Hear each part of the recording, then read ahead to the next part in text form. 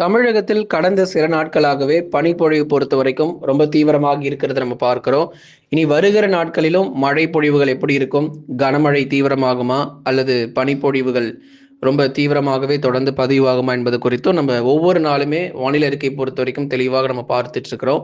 எல்லா நாளுமே ஒரே மாதிரியான வானிலை பொறுத்த வரைக்கும் தமிழகத்துல நிலவ போறது கிடையாது. கண்டிப்பாக ஒரு சில நாட்கள் வானிலையில சில அதிரடி மாற்றங்கள் ஏற்படும். எல்னினோ மற்றும் லானினாவினுடைய தாக்கம் எப்படி இருக்கும் என்பது குறித்து நேற்றைய தினத்தில் நம்ம பார்த்தோம். பார்க்காதவங்க மறக்காம போய் வானிலை அறிக்கையை கேட்டு பயன்பெறுங்க. நம்ம சேனல்ல போட்டிருக்கிறோம். எல்னினோ உடைய தாக்கத்தினால தமிழகத்திற்கு எப்படிப்பட்ட ஒரு பாதிப்புகள் வரும் அப்படின்னு சொல்லி நேற்றைய தினத்தில் ஏற்கனவே அதை பத்தி நம்ம பார்த்தோம். அதனால தொடர்ந்து நீங்க பார்க்காதவங்க அந்த வானிலை அறிக்கையை கேட்டு பயன்பெறுங்க.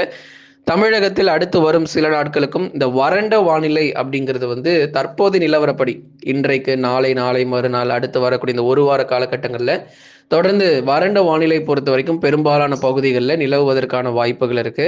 கண்டிப்பா இதை குறித்து எல்லாமே நம்ம பார்க்கலாம். நீங்க ஒண்ணு பண்ணுங்க, மறக்காம லைக் பண்ணுங்க. யாரெல்லாம் இன்னும் சப்ஸ்கிரைப் பண்ணாம இருக்கீங்களோ சீக்கிரமா சப்ஸ்கிரைப் பட்டன் கிளிக் பண்ணி வச்சுக்கோங்க. நண்பர்கள் உறவினர்கள் தெரியப்படுத்த அவங்களுக்கு நீங்க ஷேர் பண்ணுங்க, அவங்களும் பார்த்து பயன்பெறட்டும்.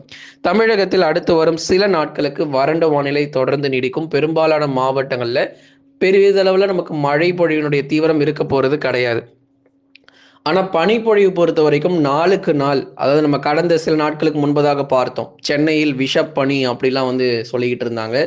அதாவது இயல்புக்கும் அதிகமான வெப்பநிலை நமக்கு குறைஞ்சு போச்சு.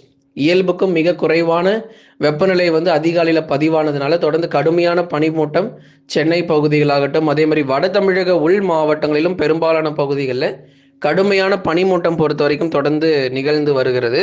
தமிழகத்தில் இயல்பிலிருந்து 3 டிகிரி செல்சியஸ் வரைக்கும் வெப்பநிலை குறைந்து காணப்படுவதற்கான வாய்ப்புகளையும் எதிர்பார்க்கிறோம். அப்போ இயல்பிலிருந்து 2 முதல் 3 டிகிரி செல்சியஸ் வரைக்கும் வட தமிழக உள் மாவட்டங்களில் வெப்பநிலை பொறுத்த வரைக்கும் குறைந்து காணப்படும். வேலூர், திருப்பத்தூர், ராணிப்பேட்டை உள்ளிட்ட பெரும்பாலான பகுதிகளில் தொடர்ந்து இது போன்ற வெப்பநிலை பொறுத்த வரைக்கும் இயல்பிலிருந்து குறைந்து பதிவாகிறதுக்கான வாய்ப்புகள் இருக்கும்.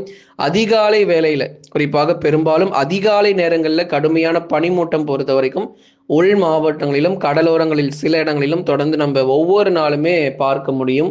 அதனால தயவு செய்து பெரும்பாலும் நீங்க வெளியே செல்கிற தவிர்த்துக்கோங்க. அதிகாலை 4 மணிலிருந்து 7 மணி வரைக்கும் இந்த பனிமூட்டம் பொறுத்த வரைக்கும் ரொம்பவே தீவிரமாக இருக்கும்.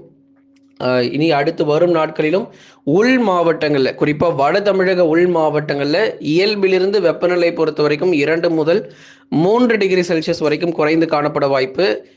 உறுதியாக 100% பனிமூட்டம் தீவிரமடையும். வட தமிழக உள் மாவட்டங்களான கிருஷ்ணகிரி மற்றும் தருமபுரி போன்ற மாவட்டங்களிலும் அதிகாலை வேளையில கடுமையான பனிப்பொழிவு அப்படிங்கிறது தொடர்ந்து நம்ம எதிர்பார்க்கலாம். கிருஷ்ணகிரி, தருமபுரி, சேலம், நாமக்கல், கரூர், திருப்பூர், ஈரோடு, அதைத் தொடர்ந்து வேலூர், திருப்பத்தூர், ராணிப்பேட்டை மற்றும் திருவண்ணாமலை உள்ளிட்ட மாவட்டங்களிலும் கணிசமாக நமக்கு மழை பொழிவு பொறுத்த வரைக்கும் தீவிரமடைய வாய்ப்புகள் இருக்கும்.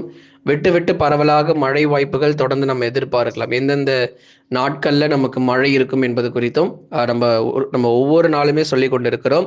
அதனால மழை மட்டும் இல்லைங்க, பனிப்பொழிவும் ஒரு பக்கம் நமக்கு பாருங்க, உள் மாவட்டங்கள்ல தீவிரமான பனிப்பொழிவுகள் தொடர்ந்து பதிவாயிட்டு இருக்கு. மழையினுடைய வாய்ப்புகள் மாத இறுதியில நம்ம எதிர்பார்க்கலாம். எப்பொழுது மிதமான மழை அல்லது சாரல் மழை அப்படிலாம் கேட்டுட்டு இருந்தீங்க. இந்த மாத இறுதியில ஏற்கனவே நம்ம சொல்லியிருந்தோம், ஒரு தாழ்வு பகுதி உருவாகும், தமிழகத்தில் ஒரு சில மாவட்டங்களுக்கு கணிசமாக மழை வாய்ப்பை கொடுக்கும் அப்படின்னு சொல்லிட்டு இலங்கை பகுதிகள் முழுவதுமாக கனம் முதல் மிக கனமழை பதிவாகும். இலங்கை பகுதிகள் முழுவதுமாக கனம் முதல் மிக கனமழையும், தமிழகத்தினுடைய கடலோர பகுதிகளில் லேசான மற்றும் மிதமான மழை மட்டும் எதிர்பார்க்க முடியும்.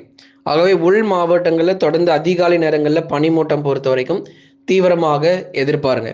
அடுத்ததாக பிப்ரவரி இறுதியில் கனமழை, பிப்ரவரி 22ஆம் தேதியிலிருந்து 28ஆம் தேதி வரைக்கும் கணிசமாக மழை வாய்ப்புகள் கடலோரங்களில் சில பகுதிகளில் எதிர்பார்க்க முடியும். குறிப்பாக கடலோர மாவட்டங்கள் சென்னை, திருவள்ளூர், காஞ்சிபுரம், செங்கல்பட்டு, விழுப்புரம், கடலூர், புதுச்சேரி மற்றும் காரைக்கால், கள்ளக்குறிச்சி, இங்க வானம் ஓரளவு மேகமூட்டமாக அவ்வப்போது விட்டு விட்டு வரும்.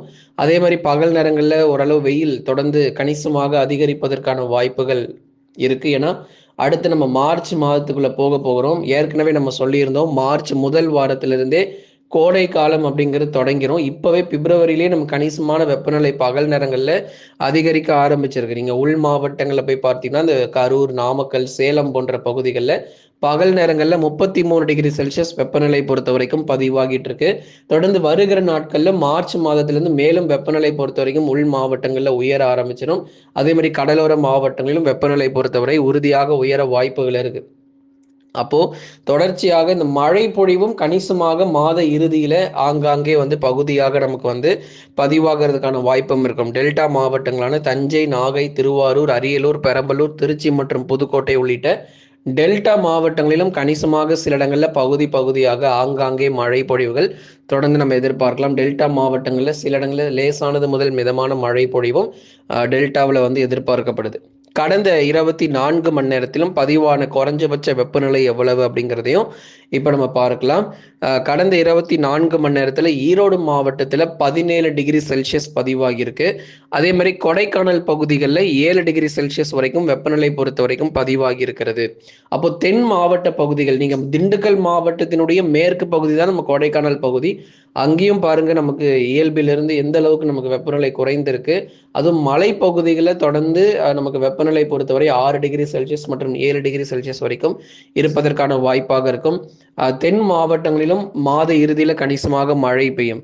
திருநெல்வேலி, தூத்துக்குடி, ராமநாதபுரம், அதை தொடர்ந்து புதுக்கோட்டை மற்றும் அதன் சுற்றுவட்டார பகுதிகள், விருதுநகர், சிவகங்கை, மதுரை, திண்டுக்கல் போன்ற இடங்கள்ல இந்த பிப்ரவரி இறுதியில கணிசமான நமக்கு லேசானது முதல் மிதமான மழை மட்டும் ஆங்காங்கே பரவலாக எதிர்பார்க்க முடியும். சில இடங்கள்ல சற்று வலுவான மழை பொழிவாக இருக்குமா அப்படிலாம் நிறைய பேர் கேட்டிருந்தீங்க.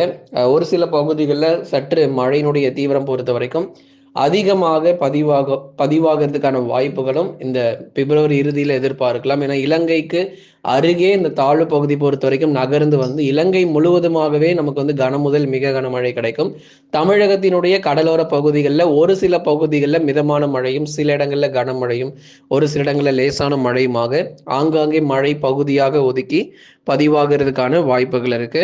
கடந்த 24 மணி நேரத்தில் பதிவான வெப்பநிலை பொறுத்த வரைக்கும் இந்த ஈரோடு மற்றும் கொடைக்கானல் பகுதிகளில் பாருங்க எந்த அளவுக்கு குறைஞ்சபட்ச வெப்பநிலை பதிவாகி இருக்குன்னு. அதே மாதிரி மேற்கு தொடர்ச்சி மலையொட்டிய மாவட்டங்கள் நீலகிரி, கோயம்புத்தூர், தேனி மற்றும் தென்காசி போன்ற மாவட்டங்களில் பகல் நேரங்களில் கணிசமாக வெயிலுடைய தாக்கம் அதிகரிக்கும்.